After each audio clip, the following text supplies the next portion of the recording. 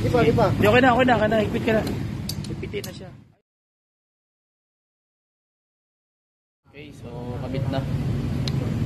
Doon, and then yung kanyang first thing.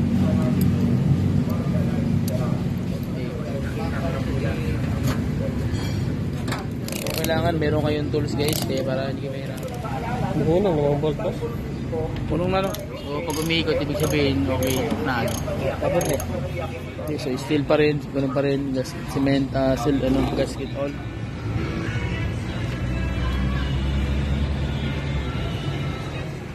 Okay, so ayan guys.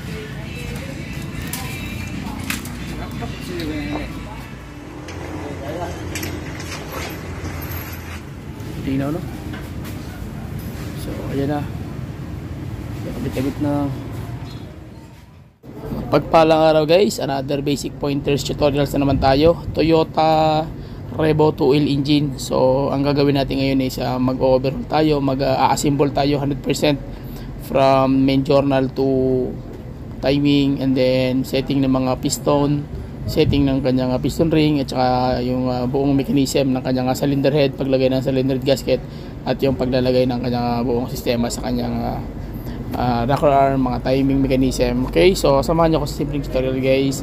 Hindi ko man ma-videohan isa-isa, mahalaga makuha nyo lang punto by punto kung paano natin ginawa at paano natin inassemble yung makina. So at least dagdag kaalaman sa mga, especially sa mga baguhan na nag-mekaniko. Okay, so let's start guys.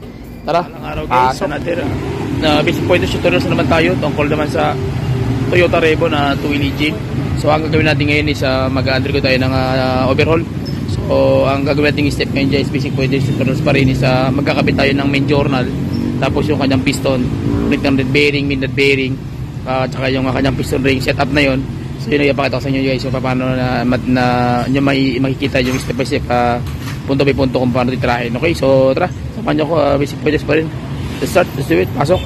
So una natin gagawin guys, kinabit na namin yung conrod bearing na standard. Ayan. So same procedure pa rin, kailangan malinis yung tira nyo, malinis yung yung tawag niyan, yung pyesa.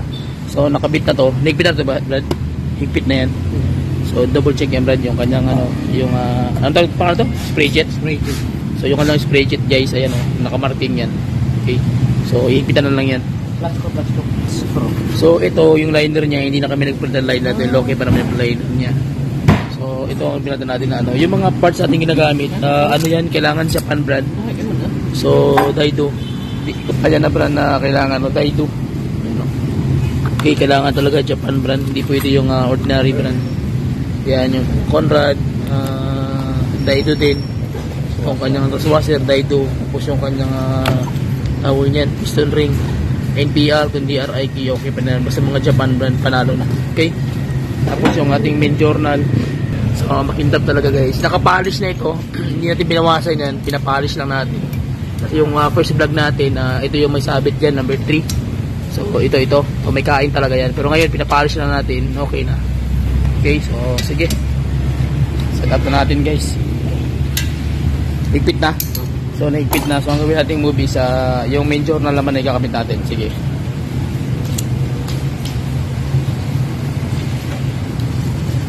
yan, lalagay tayo ng oil. Pero Hindi na naman ko, sunog mo na.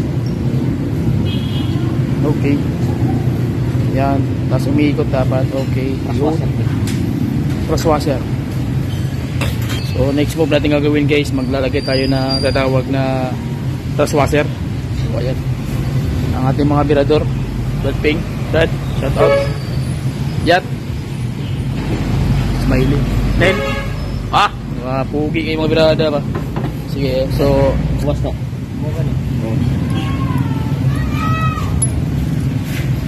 okay, yun.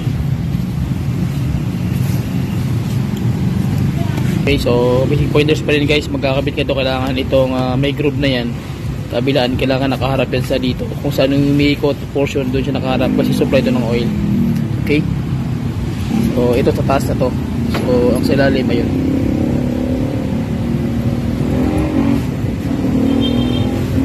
Okay ba yung groove niya? Yan sa gawas. Sa gawas. Nadri no? Kulang mo na iklapnot na laibot ka. Okay. Wala. Pantay na. Sige. Yun. Iklapnot na laibot. Okay. So, panalo na. Okay, so sunod natin ano is yung cup. Yung cup lagay ng ano. So, ayan yung ano guys, yung marking niya sa gitna. So, kailangan na pantay talaga yung pagkakalagay ng mark. Tapos level dito. Saka dito level. Okay, so basic pointers pa rin guys. Nagkakabila tayo ng tatawag na main cup. So, yung marking nyo dito kailangan nakaano pa rin siya. Although may marking siya, pero kailangan meron kang nilagay na marking. Pero na ginawa ko, ayan. By that, ibig sabihin, kasi meron siyang arrow pero medyo malabo. Pero okay pa naman din yung ating mga ano. Pero ginawa ko na lang kasi sa akin itong ano, lagyan ko ng marking para doon ako mag-base sa marking. Ayan o, naka-arrow siya doon. Uno, dito naman ako naglagay ng marking. Okay. So, sige. Kakapitan natin yung buong mechanism guys. Mas washer na sa gitna. Ayan. Yung kabilaan. Yung isa. Pila ko Yun. Okay. So, ayan. Okay. Kayo. Panalo. Okay. Ayan na guys. Hayag kayo ang Cars King TV. Hayag ito. Brad, musta? Okay lang. Oh, okay lang atong chief electrician. So, ayan na guys. Nakamay na natin yung bawat bolt. Same procedure pa rin ginagawa natin. So, kailangan nakakamay. Tapos kamay, saka magagamitan ng torque. Tapos, palitan. Basic pointers lang ito guys para makuha nyo yung tamang punto kung paano siya titrahin.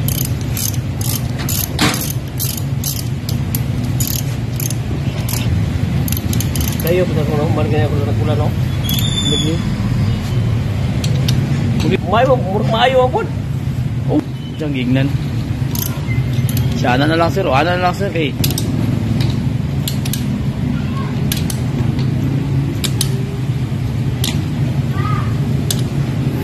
Okay, so naghihigpit na tayo guys. Hindi ko na videohan yung ano dahil medyo busy nga tayo. So ginagawa natin ngayon, maghihigpit na tayo ng torque ng kanyang main cap bolt. Okay, so ang sukat nito guys, ang pinakahigpit nito is una namin ginawa is naghigpit kami ng 30 and then nag 40 kami, foot-pounds po pala. So bago makalimutan. And then nag 50 kami, nag 80 kami, and then hanggang umabot sa time na kailangan siyang higpitan ng mga 160 to 170. So yun po yung tamang torque nito.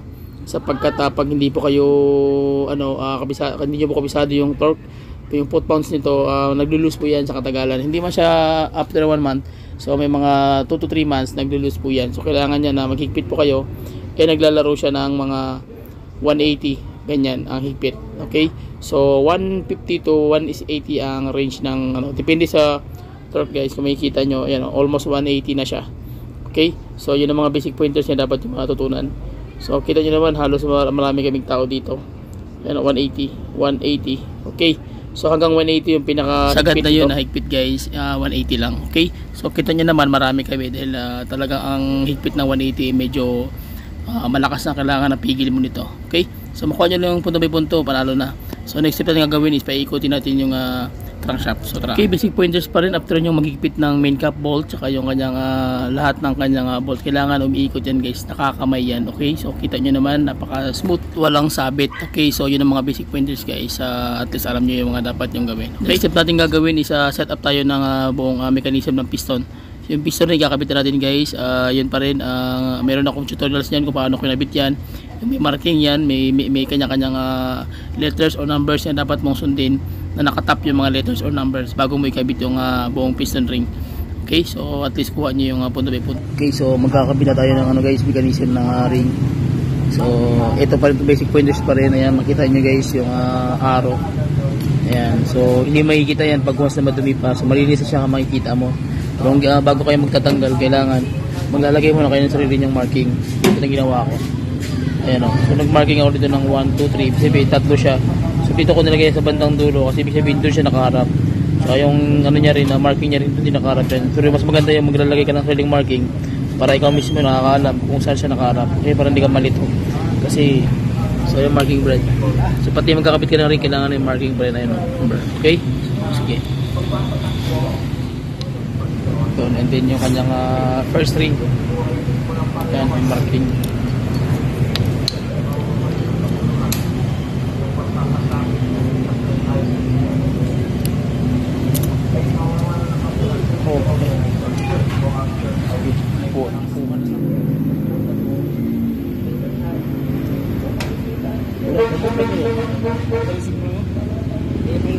Natin ang ating mga birador at pa yan.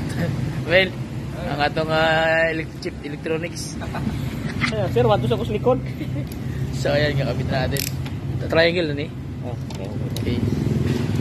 Ang compression ring. Okay. Na pre, pre. Igo. Naigo gid man. Sorry kayo bro. Igo gid siya. So ayan na. Lagay tayo sa uno guys.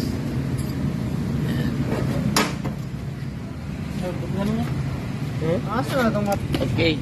Sige.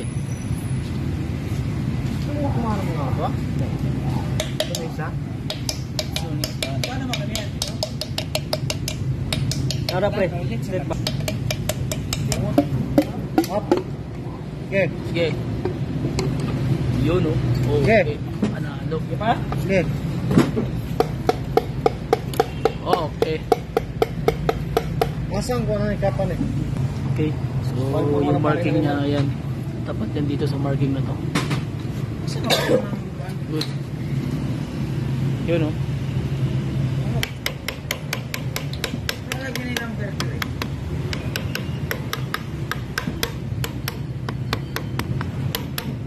Ayun. So, ayun na. Tapos na guys. Perting lapusa. So, same procedure pa rin guys. Kakabit tayo ng connecting rod bearing. So, ayan. Lagay ka ng oil tapos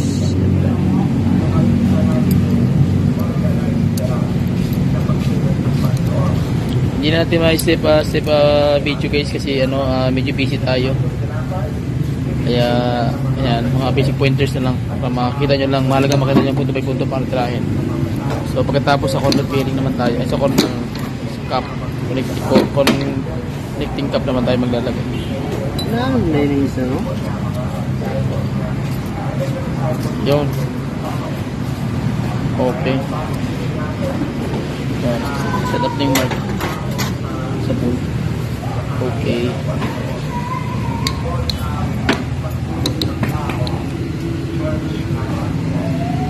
Wala mo naman na yung marking niya rito. Dito. Sa pool. May marking siya.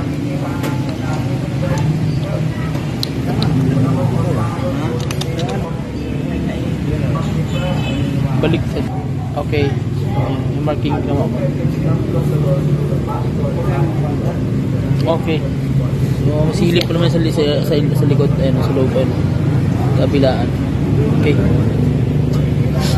Sige, so kapit na natin guys. Overtime eh. Wala gusto din yung overtime. Bakit?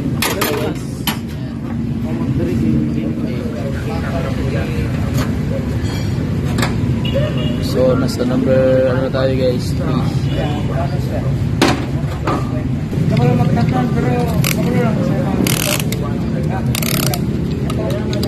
So, kailangan meron kayong tools guys, kaya para hindi kayo mahirapan. Dalawa pre ha? Oo.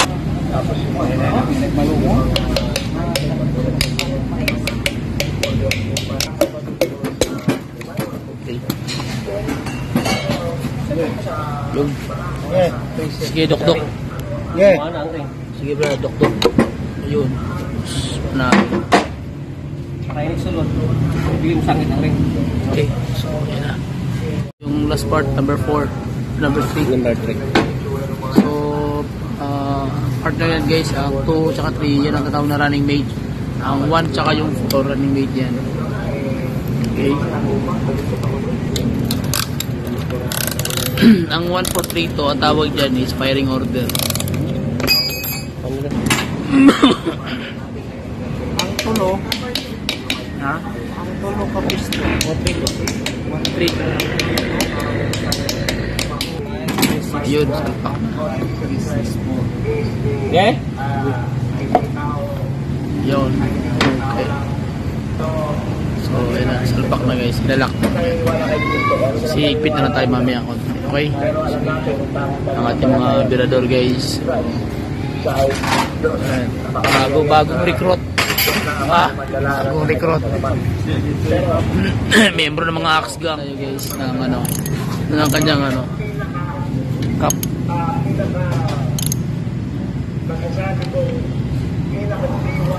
So,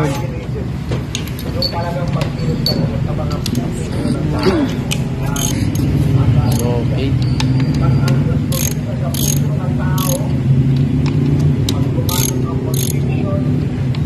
Panda rin. Panda rin na yun.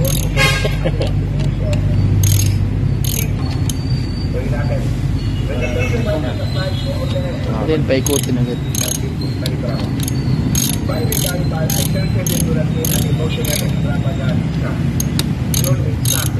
Asa tong tools rin? Kan rin? Sakit rin? Tuyo ko na to.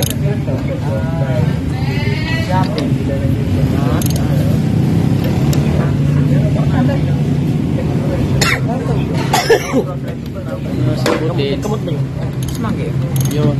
Okay. Plus, walang sabit. Okay, panalo. Walang sabit. Yan. Sige, mag-iipid na tayo ngayon. Kita niyo naman yung marking ngayon. Number 5, 4, 3, 2, 1. So, lahat ng araw. Pagano. Basic pointers pa rin guys. So, mag-iipid kayo nito. Kailangan unang-una muna kamay. Pagkatapos mong ikamay, gagamit ka na ng torque range. At pagkatapos niyan is yung foot pounds na mismo kung ilan yung pwede mong ilagay dito na higpit. So ang foot pounds ito na pinaka-average magmumula sa 40 to 70. So ito guys nasa mga 60 yung nito connecting rod main bearing. Okay, so yun po yung pinaka nito, pinaka higpit. Okay, so nasa mga 60 70. So makikita nyo guys, kailangan meron kayong torque range na sukatan para sureball talaga na akma yung tira nyo. Kasi kung nagkamali kayo, either maluag o tawag yan na sobrang higpit, baka maputol naman yung tawag yan yung nut or yung bolt mismo na hinihigpitan mo. Okay, so yung mga basic pointers guys. So ang gawin natin ito pagkatapos maghigpit is kailangan paikutin natin kung kumusta ba. Kwenta, ayan, sige, ikutin na natin. Check natin kung okay ba, hindi na natin. Yun. So pag umiikot, ibig sabihin okay na ano. O yan, sige. Nakabit na natin yung kanyang oil strainer. So set up na siya, naka-gasket all na rin siya. Ayan.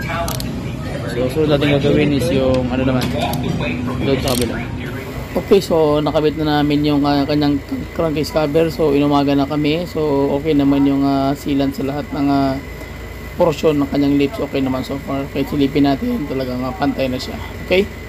Okay, so next step natin gagawin is maglalagay na tayo ng backplate ng kanyang timing cover. Okay, para makapaglagay na tayo ng timing setup mismo sa kanyang harapang bahagi ng kanyang timing mechanism ng kanyang valve train.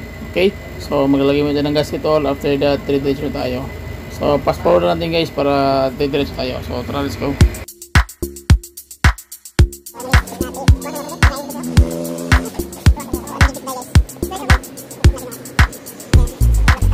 Natin ngayon guys yung kanyang water pump. Ayan to. Ayan guys, okay pa naman yung water pump nya. Panalo, walang problema. Okay, so steel pa rin, ganun pa rin, cement, gasket all. Tapos yung kanyang kabila.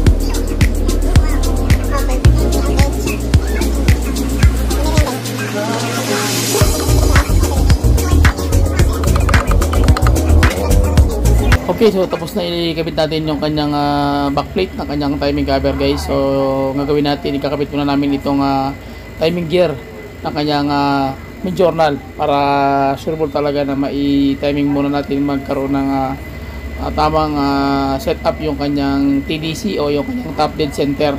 So magkakabit nito, kailangan na alam nyo rin talaga yung timing mark nito. So ito guys, talagyan namin ng marking. So kinakabit muna namin dito yung kilak. Yung kilak, ito po yung magiging pinaka holder doon sa main journal, in between ng main journal at ng kanyang timing gear. Okay, so yan na po yan. So makikita nyo guys, sira na siya daan, may sira na yung yung kanyang gear. So ibig sabihin na binira na talaga to, kumbaga nawasak siya nung unang nagtanggal. So ang gagawin natin dito is lalagyan ito ng marking yan para sureball talaga na hindi tayo maligaw. Okay, so ita-timing muna natin yan ng timing setup sa top center para sureball talaga na hindi tayo maliligaw once na magkabit na tayo ng head. So makikita nyo naman, ayan ang yung piston 1, naka top center na siya. So ibig sabihin yan na yung tamang setup nya. So gawin naman natin dito guys, maglalagay tayo ng marking, hindi kayo maligaw sa setup. So ang gagawin natin yung next move is maglalagay tayo ng head. So let's go. Okay, shoutout muna kay Brad Payat. Ayan, pogi-pogi. So ang gawin natin guys, maglalagay tayo ng gasket cement before natin ilagay yung tinatawag na cylinder head set assembly. So pati yung kanyang engine block ng surface, lalagyan natin guys ng gasket cement, at saka yung ganoon din yung kanyang cylinder head gasket, may lalagyan din yun. Okay, so ito yung para dumikit talaga yung gasket in between ng head saka ng kanyang engine block. Okay, so fast forward natin guys para mas mabilis. Pasok!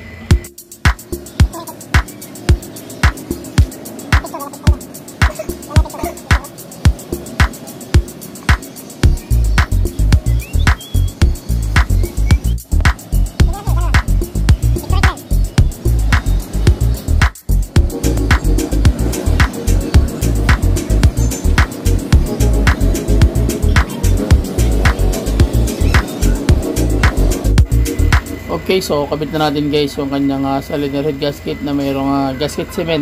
So kailangan maglalagay ito, kailangan akma talaga, hindi pwedeng magkabaliktaran.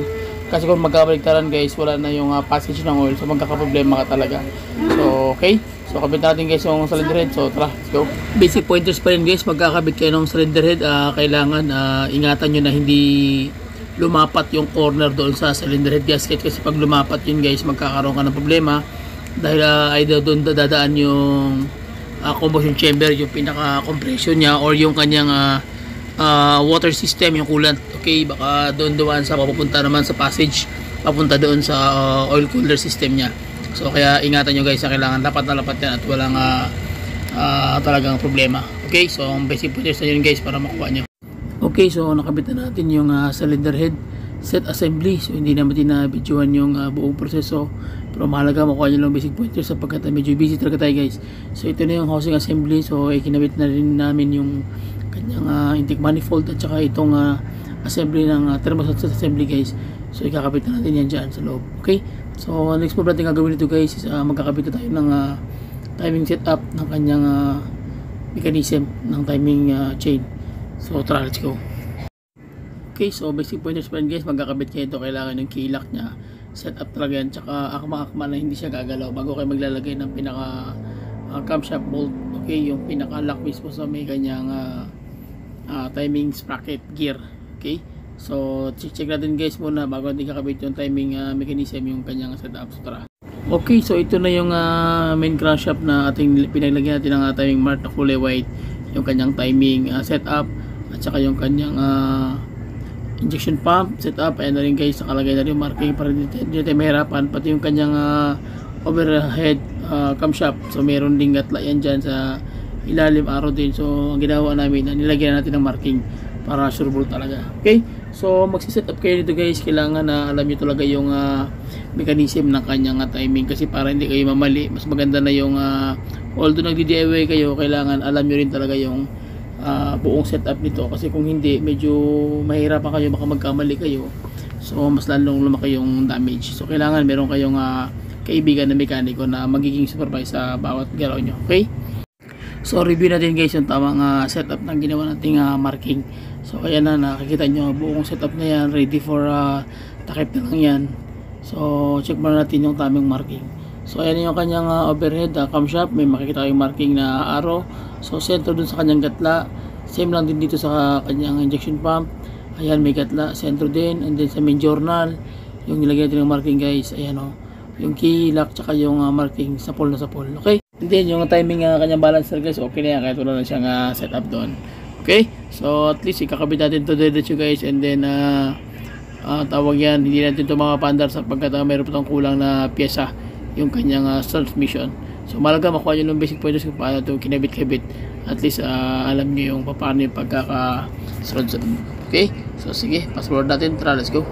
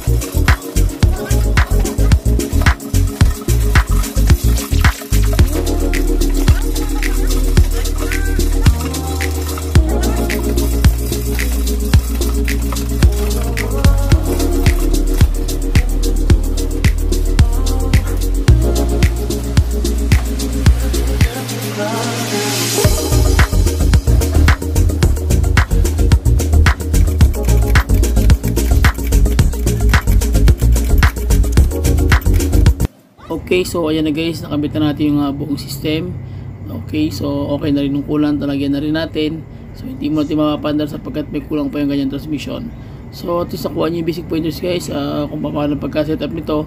Nabuo na rin lahat, pati yung kanyang compressor, yung kanyang steering pump na sa ilalim, yung kanyang alternator, mechanism, so lahat-lahat na guys. So ang gagawin natin ngayon guys, ilalagay natin ito ng hado engine treatment para sure ball talaga na automatic, wala ka na intindihin kung ano pa yung pwede mong gawin sa loob. Okay, so mag-setup siya ng kusa doon. So ito na, ihulog na natin yung ihahalo na natin yung 250 ml na hot engine treatment guys. So yun lang yung simpleng basic points tutorials guys. So kung sino man may mga comments sa inyo dyan, comment lang kayo, mga tanong kung ano pa man. So yun lang, and then share my video, subscribe, and God bless. See you. Okay. Alright.